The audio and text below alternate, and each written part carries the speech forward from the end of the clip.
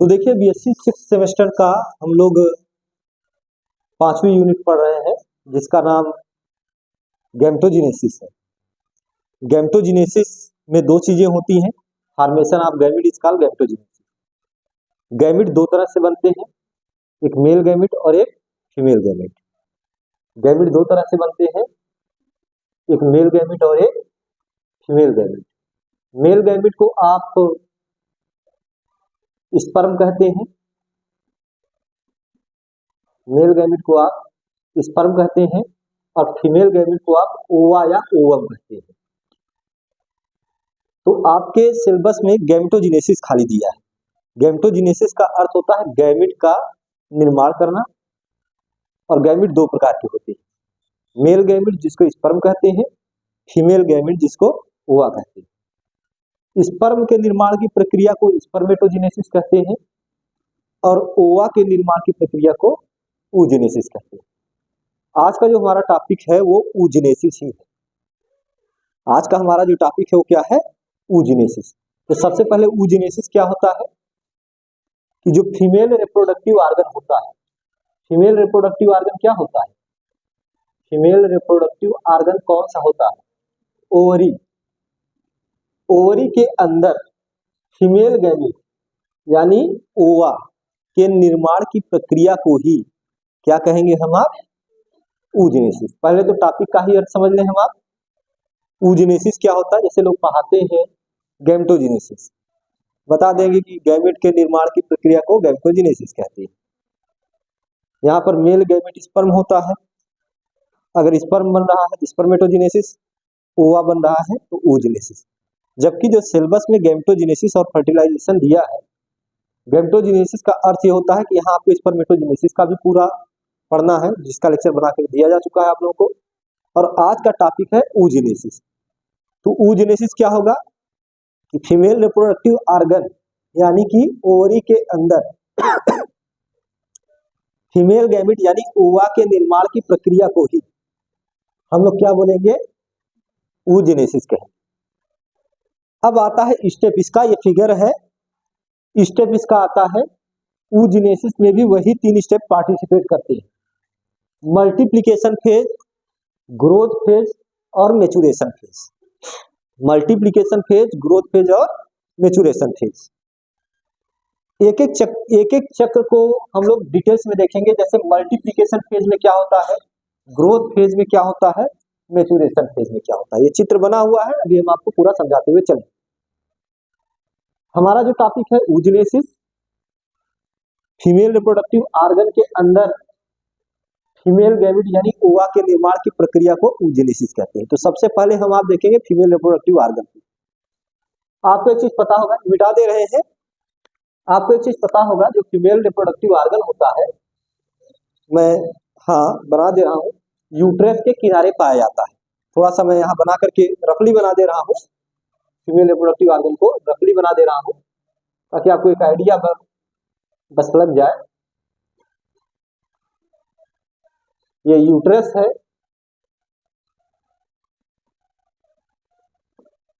ये यूट्रस है, ये सर्विक्स वगैरह इसका है, और यूट्रस के किनारे ही आप देखेंगे क्या पाया जाता है, ये होता है ओवरी। ये ओवरी होता है, ये यूट्रस है, गर्भाशय, और गर्भाशय की दीवार से अटैच क्या होता है, ये ओवरी। यही ओवरी क्या है? Female reproductive organ. इसी के द्वारा ओवा का निर्माण होना है, जिसको oogenesis आप कहते हैं।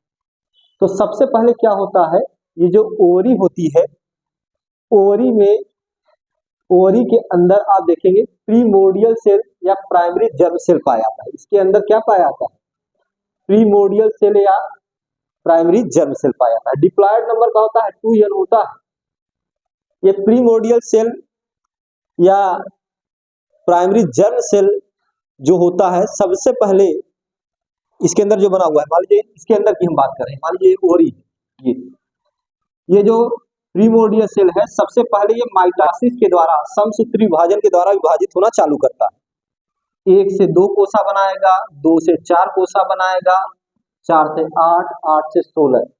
यहाँ हमने बनाया हुआ है यही ओवरी के अंदर जो प्रीमोर्डियल सेल या प्राइमरी जर्म सेल पाया जाता है, ये वाला, ये माइटोसिस करके देखिए, माइटोसिस करके ये मैंने लिखा हुआ है 1 से 2, 2 से 4, 4 से 8, 8 से 16, 16 से 32, इस तरीके से अपनी कोशिकाओं की संख्या बढ़ाता है। चूंकि इस प्रक्रिया में ये अपनी कोशिकाओं की संख्या बढ़ा रहा है, इसलिए इस अवस्था को हम लोग क्या बोल देंगे, मल्टीप्लिकेशन फेज। इस अवस्था को आप लोग क्या बोल देंगे, मल्टीप्लिकेशन फेज बोल देंगे। और एक चीज होता है कि मल्टीप्लिकेशन फेज के द्वारा जो कोशिकाएं बनती है माइटोसिस से, उस सेल को ऊगोनिया सेल कहा जाता है। उस सेल को क्या कहेंगे आप, ऊगोनिया सेल कहेंगे।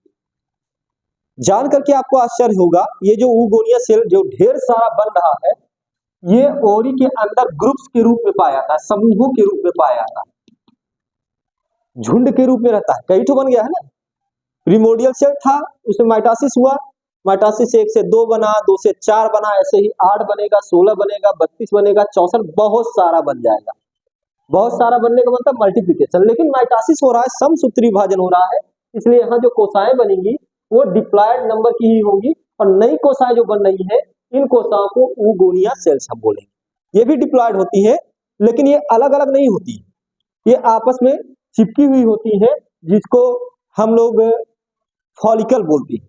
जब ये पूरा ग्रुप बना लेगी, इसको क्या बोलेंगे, फॉलिकल। कुछ आप इस तरह से समझेंगे, जैसे अंगूर का गुच्छा नहीं होता है, अंगूर का गुच्छा आप लोग देखे होंगे, उसमें अंगूर ढेर सारे पतले पतले डंठल के द्वारा अटैच होते हैं। वैसे यहाँ माइटोसिस के द्वारा भले ही ढेर सारा ऊगोनिया सेल बन रहा है, लेकिन वो गुच्छे के रूप में अरेंज होता है, व्यवस्थित होता है, और इस गुच्छे को हम आप फॉलिकल बोलते हैं। इस गुच्छे को क्या बोलते हैं, फॉलिकल। बहुत महत्वपूर्ण चीजें हैं, सारी चीज बहुत ही ज्यादा महत्वपूर्ण है।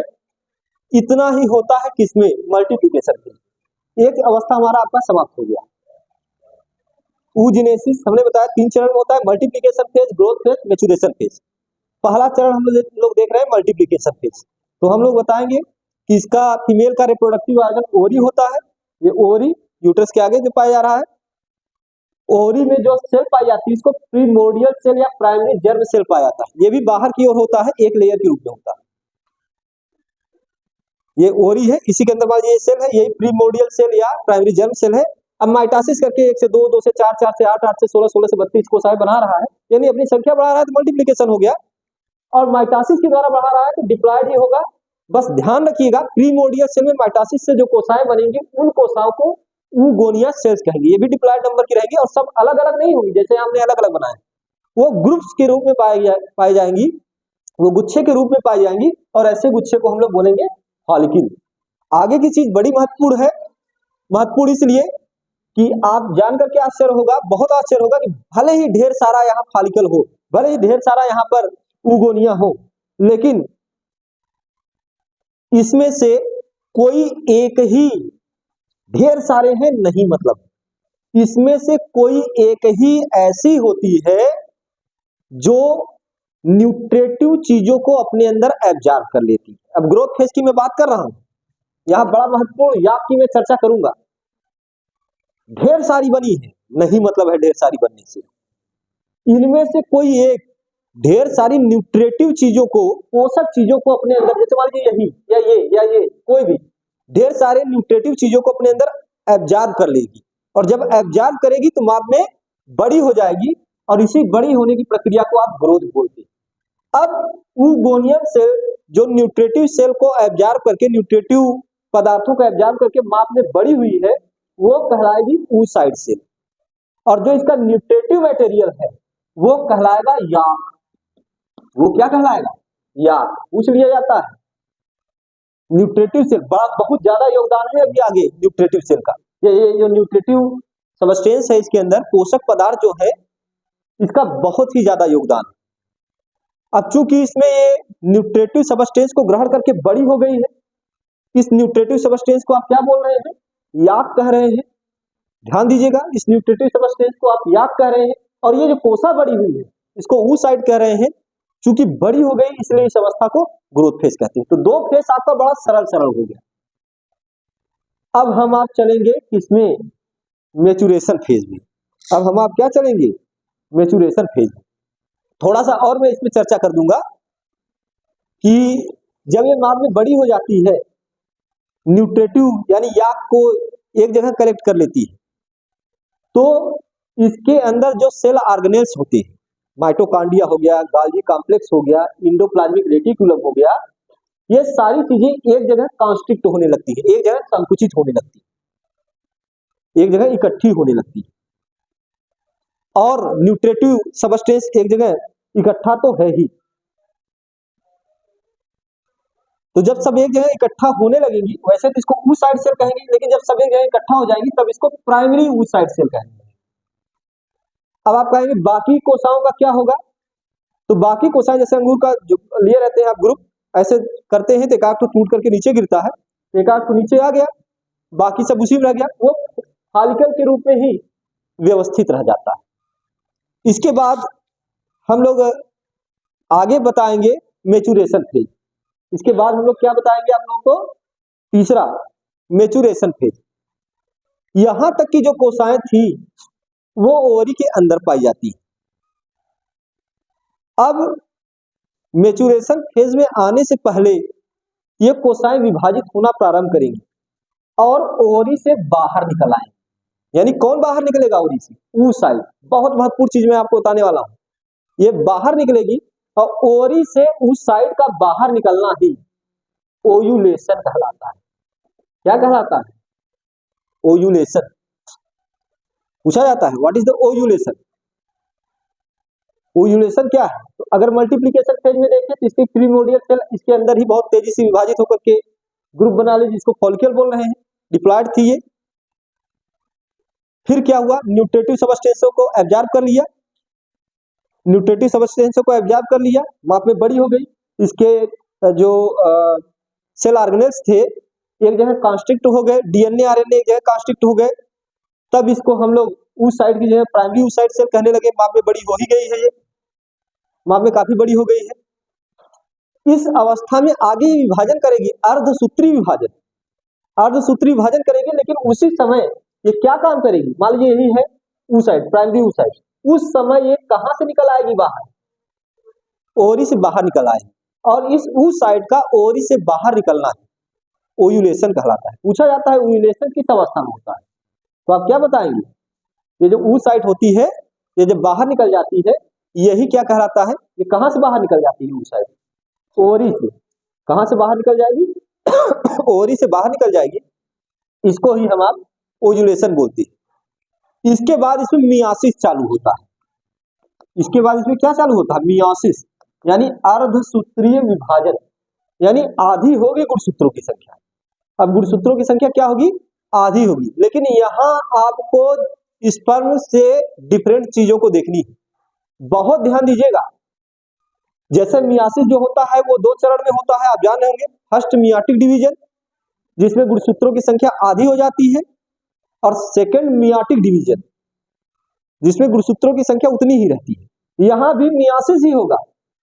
मियासिस का जो दो चरण आप लोग देखते थे, फर्स्ट मियोटिक डिवीजन जिसमें गुणसूत्रों की संख्या आधी होती थी, उसको रिडक्शनल डिवीजन कहते थे, और सेकेंड माइटोटिक डिवीजन जिसमें समसूत्री विभाजन की तरह होता है। यही आपको एकदम चौकन्ना रहना है, बड़ा ध्यान पूर्वक रहना है अगर इसको समझना है तो।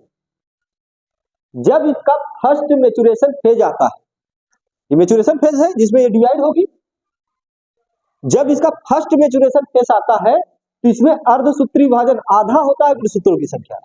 बहुत ध्यान दीजिए, इसमें गुणसूत्रों की संख्या आधी होती ही है, यानी यहाँ n हो जाएगा, लेकिन इसका फर्स्ट मैच्योरेशन डिवीजन एकदम इक्वल ना होकर के अनइक्वल होता है। जैसे इस तरह से समझने की कोशिश करिएगा आप, यह एक कोसा है, अगर यहाँ इसको हम बीच से समसूत्री विभाजन कराएं तो दो कोसा एकदम बराबर साइज की है ना, लेकिन अगर अनइक्वल डिवीजन हो, अनइक्वल डिवीजन का ये मतलब हुआ कि एक साइड ये हो, यहाँ तो एक साइड होने का मतलब समझ रहे हैं, ये जो ऊपर की कोसा बनेगी ये छोटी बनेगी और नीचे की कोसा जो बनेगी ये बड़ी बनेगी। बिल्कुल ऐसा ही यहाँ होगा। यहाँ जो फर्स्ट मियाटिक डिवीजन होता है उसमें गुणसूत्रों की संख्या आधी तो होती ही है, लेकिन ये अनइक्वल होता है। अनइक्वल होने के कारण से एक बड़ी कोसा बन जाएगी और एक छोटी कोसा। ये जो बड़की कोसा होती है, गौर करिएगा एकदम, ये जो बड़की कोसा होती है, जितना भी याक उस साइड में रहता है सब के सब अपने अंदर सोख लेती है, सब अपने अंदर ले लिया इसने, जिससे ये जो छोटी कोसा बिचारी थी उसके अंदर जरा भी न्यूट्रिटिव सब्सटेंस नहीं मिला। समझ पा रहे हैं बात को आप? तो चूंकि इसमें फर्स्ट मियाटिक डिवीजन हुआ, जिसको फर्स्ट मैच्योरेशन फेज कहते हैं, उसमें गुणसूत्रों की संख्या आधी हो गई, अनइक्वल डिवीजन के कारण एक बड़ी और एक छोटी कोसा बनी। लेकिन बड़की कोसा जो थी वो सारे के सारे न्यूट्रिटिव सब्सटेंस, सारा का सारा याक, ये पीला वाला जो मैंने बनाया हुआ है याक बनाया हुआ, देखिए इसके अंदर नहीं, सारा का सारा याक ले ली, वो सारा का सारा याक ले ली, दूसरे के बेचारे को याक मिला ही नहीं। इसलिए यहाँ जो दो कोसाएं बनेगी वो दो प्रकार की बनी, जिसके अंदर याक भरा हो वो थोड़ी बड़ी होती है, जिसके अंदर याक भरा हो, न्यूट्रिटिव सब्सटेंस भरे वो बड़ी होती है, वो ऊटाइड सेल कहलाती है। और जिसके अंदर याक नहीं होता उसको हम फर्स्ट पोलर बॉडीज बोलते हैं। समझ पा रहे हैं? जैसे हम बोलते हैं मियासिस के द्वारा 4 कोसाएं बनती है जिसमें गुणसूत्रों की संख्या आधी होती है, तो ठीक है, स्पर्म के केस में सब ठीक है, लेकिन क्या ओवा के केस में है? बनेगी 4 कोसाएं, 1 2 3 4, लेकिन यहाँ फर्स्ट मैच्योरेशन फेज में ही जब अर्धसूत्री विभाजन हुआ, नंबर ऑफ क्रोमोसोम हाफ हुए ही हुए, लेकिन जब डिवीजन चालू हुआ वो अनइक्वल हो गया। अनइक्वल के कारण से एक जो कोसा थी पूरे के पूरे याक को ले ली, है ना, बाद में बड़ी भी है, दूसर की ये वाली ये एक भी जरा सा भी याक नहीं पाई, इसलिए छोटी रह गई। तो जो फर्स्ट ये जिसमें याक पूरा भरा हुआ है, न्यूट्रिटिव सब्सटेंस पूरा भरे हुआ है, उसको हम ऊटाइड सेल कहेंगे, और जिसमें न्यूट्रिटिव सेल नहीं भरा हुआ उसको हम क्या कहेंगे? फर्स्ट पोलर बॉडी कहेंगे। और ऐसा होना बहुत जरूरी है, ऐसा होना बेहद जरूरी था। कोई एक कोसा ऐसी होनी चाहिए थी जिसके अंदर न्यूट्रिशन होगा, तब तो आगे अगर निषेचन होगा तो निषेचित हुए जाइगोट को न्यूट्रिएंट सब्सटेंस देगा, जब न्यूट्रिएंट सब्सटेंस देगा तो उस जाइगोट में डिवीजन चालू हो सकेगा, नहीं तो डिवीजन नहीं होता। तो याक क्यों इसमें आया समझिएगा। ये था first maturation phase. First maturation phase की क्वालिटी समझ में आई? अनइक्वल कोसाएं बनी, नंबर ऑफ क्रोमोसोम हाफ हुए, अनइक्वल डिवीजन हुआ, जिसके कारण से एक छोटी एक बड़ी कोसा बनी। छोटी कोसा के अंदर जरा भी न्यूट्रिटिव सब्सटेंस नहीं है, इसलिए आगे ये जाइगोट बनाने के योग्य तो नहीं है, न्यूट्रिटिव सब्सटेंस नहीं, इसलिए इसको हम फर्स्ट पोलर बॉडी बोलते हैं। और सेकेंड जो बनी है, जो माप में बड़ी है, जो न्यूट्रिएंट सब्सटेंस को, जो याक को खींची हुई है, जो थोड़ी बड़ी है, उसको हम ऊटाइड कहेंगे। गुणसूत्रों की संख्या हाफ हाफ हो गई। इसके बाद मैच्योरेशन फेज का आता है सेकेंड मैच्योरेशन फेज, जो कि किस तरह होता है? माइटोसिस की तरह। एक कोसा से दो कोसा बनती है, एक कोसा से क्या बनती है? दो कोसा। इसमें भी माइटोसिस, इसमें भी होगा सेकेंड मैच्योरेशन डिवीजन, इसमें भी होगा। फिर यहां भी जब होगा फिर वही सवाल उठेगा कि क्या ये आधे आधे डिवाइड होगा? नहीं, अब ये आधे आधे डिवाइड नहीं होगा, फिर ये उसी प्रकार से डिवाइड होगा कि ये एक साइड से, जिससे एक बड़ी और एक छोटी कोसा बन जाएगी। बड़की कोसा में पूरा यकवा भरा रहेगा, यही जो बड़की कोसा बन रही है, अब इसको क्या कहेंगे आप? ओवम। उस हिसाब देखें तो जो मियासिस होने से 4 कोसाएं बनती थी, 4 तो बनी, लेकिन इनमें से किसी एक में पूरा याक भरा हुआ है, बाकी में नहीं। जिसमें याक भरा है, जो माप में काफी बड़ी है, उसको आप ओवम करें। और इस डिवीजन के बाद जो बन रहा है, इसको आप क्या बोलेंगे? Second polar body. जैसे इसमें माइटोसिस हुआ, दो बना, सेकेंड मैच्योरेशन फेज हुआ, सेकेंड माइटोटिक डिवीजन हुआ, वैसे इसमें भी सेकेंड माइटोटिक डिवीजन होगा। एक से कितना बनेगा? 2 बनेगा। यहाँ याक तो है नहीं, तो वैसा ही बनेगा। देखिएगा, अगर आप नोटिस करें तो ये first polar bodies. Polar bodies क्या होती है? पोलर बॉडीज क्या होती है? ओवम बनना चाहिए था, पोलर बॉडी क्यों बन गई? पोलर बॉडी वो होती है जिसमें याक सेल एब्सेंट हो, न्यूट्रिटिव सब्सटेंस एब्सेंट हो। तो यहां भी जब सेकेंड माइटोटिक डिवीजन होगा, 1 से 2 बनेगी, गुणसूत्रों की संख्या हाफ ही रहेगी, यानी नहीं रहेगी, यानी नहीं रहेगी। लेकिन यहां भी अनइक्वल डिवीजन हुआ, अनइक्वल डिवीजन से जो बड़की कोसा बनी है, पूरा का पूरा याक खींच ली। सोचिए, यहां से याक खींचते हुए चली जा रही, पूरा का पूरा याक खींच ली, तो दूसर का बेचारा बिना याक के रह गया। तो ये फर्स्ट पोलर बॉडीज था, तो ये सेकंड पोलर बॉडीज हो गया। इसमें माइटोसिस हुआ तो 2 ठो बना, एक ठो जो बड़का जिसमें याक है वो ओवम बन गया, और जिसमें याक नहीं था वो सेकेंड पोलर बॉडी। अब यहाँ क्या होगा, इसमें जब डिवीजन होगा इससे 2 बनेगी, एक तो वही पहले की तरह है तो फर्स्ट पोलर बॉडी होगी, लेकिन सेकेंड वाला जो बनेगा वो क्या कहलाएगा, थर्ड पोलर बॉडी। इस तरीके से हम देखेंगे कि ओवरी के अंदर अंत में ओवम या ओवा का निर्माण हो जाता है। इसी प्रक्रिया को हम लोग क्या कहते हैं, इसी प्रक्रिया को हम लोग क्या बोलते हैं, oogenesis। तो हमारा टॉपिक यही था, एक बार जल्दी जल्दी रिफ्रेश कर देते हैं। oogenesis की प्रक्रिया 3 चरण में पूरी होती है, मल्टीप्लिकेशन फेज, ग्रोथ फेज और मैच्योरेशन फेज। ये मियासिस की ही अवस्था होती है, बिना मियासिस के गुणसूत्रों की संख्या आदि नहीं है। अब एक एक चीज का चर्चा करेंगे। आप बताएंगे कि यूट्रस के वाल के पास क्या पाया जाता है, ओवरी पाई जाती है जो कि फीमेल रिप्रोडक्टिव ऑर्गन होती है। इसके अंदर भी जर्मिनल एपिथेलियल सेल या प्राइमरी जर्म सेल या प्रीमोर्डियल सेल पाई जाती है, जिसमें गुणसूत्रों की संख्या 2 जन होती है। सबसे पहले इसमें माइटोसिस होता है, समसूत्री विभाजन होता है, तो 1 से 2, 2 से 4, 4 से 8, 8 से 16, 16 से 32 कोशिकाएं, ये ढेर सारी कोशिकाओं का समूह बनाता है। इन कोशिकाओं को अब oogonia सेल कहेंगे, और ये एक दूसरे से अलग ना होकर के ग्रुप बना के रहती है, जिसको फॉलिकल बोलते हैं। अब ये जो कोशिकाएं बनी थी, ये एक अवस्था हो गई मल्टीप्लिकेशन फेज, ये ग्रुप के रूप में रहती है, जिसको फॉलिकल बोलते हैं। ढेर सारा फॉलिकल है, सब नहीं बढ़ेंगे, नहीं तो एक ही यूट्रस के अंदर कई ठो बन जाता। अब इनमें से जितनी भी बनी उनमें से कोई एक कोशिका ऐसी होती है जो न्यूट्रेटिव सबस्टेंस को एब्जॉर्ब करती है, जिसको आप याक बोलते हैं, और माप में बड़ी हो जाती है। अब इसको आप oogonia सेल ना करके oocyte कहने लगेंगे, और तो इसके बीच में डीएनए, आरएनए, सेल ऑर्गेनेल्स इकट्ठे हो जाएंगे, तब इसको प्राइमरी oocyte सेल कहने लगेंगे। समझ रहे हैं। अब आ जाएगा मियासिस वाला, मैच्योरेशन फेज। मैच्योरेशन फेज से पहले ये क्या होता है, ये ओवरी से निकल आता है बाहर।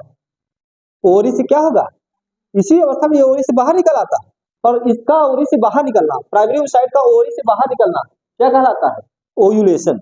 ओव्यूलेशन जानते रहिए, इसी को ओव्यूलेशन कहते हैं। यहाँ से ये नहीं निकला होता तो ये फैलोपियन ट्यूब होता है, फैलोपियन ट्यूब में जाता नहीं, फैलोपियन ट्यूब में जाता नहीं, तो यहाँ से स्पर्म आएगा तो वो जुड़ेगा कैसे, निषेचन नहीं होगा, फर्टिलाइजेशन नहीं होगा। तो ये हो गया प्राइमरी oocyte। अब इसमें मियासिस होता है, जिसको मैच्योरेशन फेज बोलते हैं। लेकिन मियासिस की क्वालिटी हमने क्या बताया, मियासिस में हमने ये बताया कि इसका जो मियासिस 2 चरण में होता है, first maturation phase, second maturation phase. First maturation phase जो होता है वो फर्स्ट मियोटिक डिवीजन की तरह होता है, रिडक्शनल डिवीजन की तरह होता है, जिसमें गुणसूत्रों की संख्या आधी होती है। लेकिन अगर ये इक्वल डिवीजन होता है, एकदम 20 से डिवाइड होती है, तो दोनों बराबर कोशिकाएं बनती। अनइक्वल डिवीजन होता है, एक साइड डिवीजन होता है, जिससे एक छोटी एक बड़ी कोशिका बनेगी। जो छोटी कोशिका होती है क्यों छोटी रह गई, क्योंकि इसमें जरा सा भी याक नहीं है, याक नहीं है, न्यूट्रेटिव सबस्टेंस नहीं, तो आगे वो सर्वाइव करने योग्य नहीं है। समझ रहे हैं, ये वाला। और दूसरा का पूरा याक ले ली है, दूसरा का पूरा याक ले ली है। अब यहाँ रिडक्शनल डिवीजन था तो गुणसूत्रों की संख्या हाफ हाफ हो गई, लेकिन पूरा याक ये ले लिया, याक विहीन ये है। जो याक युक्त कोशिका है उसको ootyde आप कहेंगे, ootyde आप कहेंगे, और जो याक विहीन कोशिका है उसको फर्स्ट पोलर बॉडी कहेंगे। अब सेकंड मैच्योरेशन फेज में माइटोटिक डिवीजन होगा, जिसमें 1 से 2 कोशिकाएं बनेंगी, गुणसूत्रों की संख्या सेम रहेगी। लेकिन यहाँ देखिएगा जो ootyde है, बहुत ध्यान दीजिएगा, ootyde और फर्स्ट पोलर बॉडी दोनों के अंदर ये अवस्था पाई जाएगी। जब ootyde के अंदर ये डिवीजन होगा, माइटोसिस डिवीजन, तो ये अनइक्वल होता है।